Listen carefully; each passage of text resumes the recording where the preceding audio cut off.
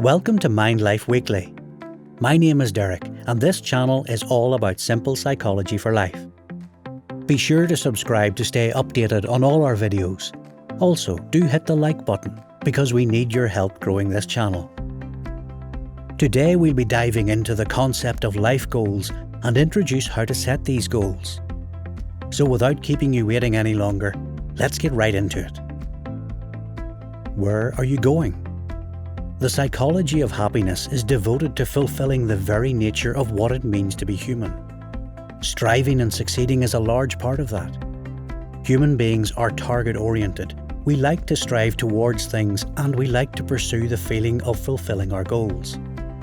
This process is, in fact, a pursuit of the future and, if done correctly, the pursuit of our success. There's an old saying, if you don't know where you're going, don't be surprised if you end up nowhere. If you have no goals, you have no direction. This is true for your career and it's just as true for your personal life. A directionless life is a life that goes around in circles. Perhaps you keep falling in love with the same kind of person, only to find over and over again that it never works out. Perhaps you're always failing at business. Perhaps you're always passed over when it's time for promotions. Without a forward-looking direction, you make the same mistakes over and over again and get caught in a painful, frustrating and repetitive cycle. This happens when the mind has no clear instructions about where to go and what to do. Without clear instructions, the mind will do one of two things. It will default to a pattern that's already there, doing what you've already been doing, or be influenced by your environment, which will force your hand in another direction. Unfortunately, this is how most people lead their lives. Which way they go is dictated by old patterns or the environment's influence. Do you get fired? Do you get the job? Do you get promoted? If you have no goals, you very likely stay within your old patterns or be at the mercy of your environment to answer these questions. The same principles apply in other endeavours, such as falling in love. Let's say you've had a bad relationship in the past and made the resolve to never be in such a relationship again. You put relationships out of your mind until that one day when you bump into someone that was particularly attractive to you. Before you know it, you've gotten into another whirlwind romance and eventually discover that your new love was very much like the old love. Why do these things happen? It's very simple. It's because you haven't given your subconscious mind directions to go elsewhere. You've not set a goal or target to acquire. Left to its own devices, it repeats history or lets the influences of the environment do so. Compare this situation to the person who's had a troubled romance and also makes the decision that it will never happen again. They sit down and figure out what went wrong with that relationship. The next time they meet someone, they'll say to themselves, hang on a second, don't fall into another relationship so fast. They register the warning signs and become more careful. Same problem, different version. Or better still, they might meet someone who they would have never considered before.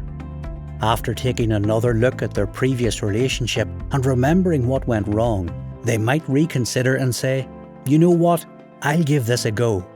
It can't be as bad as my last relationship.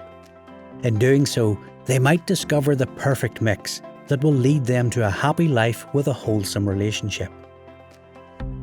Why we need goals. Goals are crucial to us. We need to have goals to head towards, otherwise our minds become idle and wallow. You risk all that energy inside your mind not going anywhere in particular. Maybe it will end up randomly landing on something negative. And before you know it, all the energy that could have created a flawless future is spent on being miserable, depressed, anxious and unhappy. If you're not happy with the way parts of your life have worked out, take a good look at things. Ask yourself a question. Did I have any real goals, any real targets to reach in this particular context? There are two forms of goals that I'd like to bring up here. One of these is what I call an action goal. the kind of useful goal you'll find a lot of people talk about. The other type of goal is what I call a true goal. A true goal solves one of the biggest dilemmas in the personal achievement and personal enhancement field. What this means is if you set up the wrong action goal, you could end up being very successful in achieving whatever it is you wanted, but still feeling miserable about your life. We will come back to talk about true goals in a future video. Action goals. Action goals are really the simpler of the two types of goals, and maybe something you might even be already familiar with. It's spoken about in many different areas such as sports coaching, business consulting and career consulting. Even schools and motivational speakers speak about these kind of goals.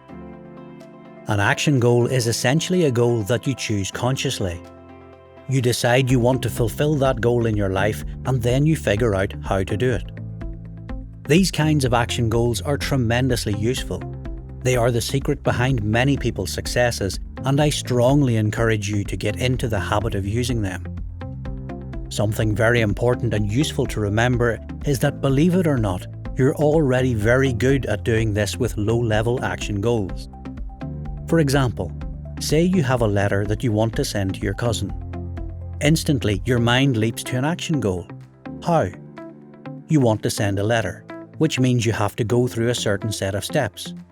You might initially start thinking about the post office, then the bus or the car that will take you to the post office. Of course, then you also need to start thinking about the money you'll need to take with you in order to buy a stamp for it. Then finally, you'll think about the post box that you'll drop the letter into once it's all done. What do? You sit down at your desk, you write the address on the envelope, you pick up your cash and put it in your pocket, you pick up your keys, walk outside, get in the car and drive to the very post office that you were thinking about. You walk inside, buy the stamp, put it on the envelope, and it's finally done. If it's something you've done many times, it's a no-brainer. This is a very simplistic version of an action goal that illustrates how having a goal or target can get things that we want to do in our lives complete. A bigger version of an action goal might be something like this. Hey, I would like to have a career in law, or in finance, or as a journalist. As you set those goals in motion, you decide on some steps that will get you there. Perhaps you have to take more courses. Perhaps you have to get accepted by a university. Perhaps you have to raise funds to be able to pay for that. You begin to see that, just as you did with mailing a letter, you start breaking the bigger goal down into smaller steps that you have to do in order to attend the university. You've got to figure out where the funding is going to come from. You've got to look at all the different schools and what they have to offer. You've got to find out what the entrance requirements are and then go through whatever tests and procedures they want you to go through in order to be accepted. All these things start springing to mind as you work out a plan of action to have your career action goal become a reality. These plans are incredibly useful, as a goal without a plan is simply called a wish. Conclusion. A great technique that helps accelerate the goal-setting process, as well as the whole goal achievement process, is the concept of SMART goals. By using this technique, you use an easy-to-remember formula to remind yourself on how to set well-formed and thought-out action goals. This makes any goal more likely to be achieved. SMART is a very popular acronym that people use, especially when talking about personal or career goals. Setting SMART goals has a very easy 5-step protocol, which I will explain in an upcoming video. The acronym SMART will be a great reminder of the 5 rules for setting good goals. So do subscribe to the channel and hit the bell icon to be notified when it's ready. I hope you learned something valuable from our video. That's about it from me. MindLifeWeekly will continue to have more discussions on the various types of goals, including the SMART formula that will help with action goals. Just remember, people are goal-orientated and we love to seek goals. If you have no goals, then you have no direction. And without direction, you go round and round in circles, trying to get to a finish line you can't see. As always, thank you for watching. If you enjoyed this video, show us your appreciation by tapping the like button on your way out and share it with your friends. Do subscribe to stay tuned for our next fascinating video, which will be out sooner than you think.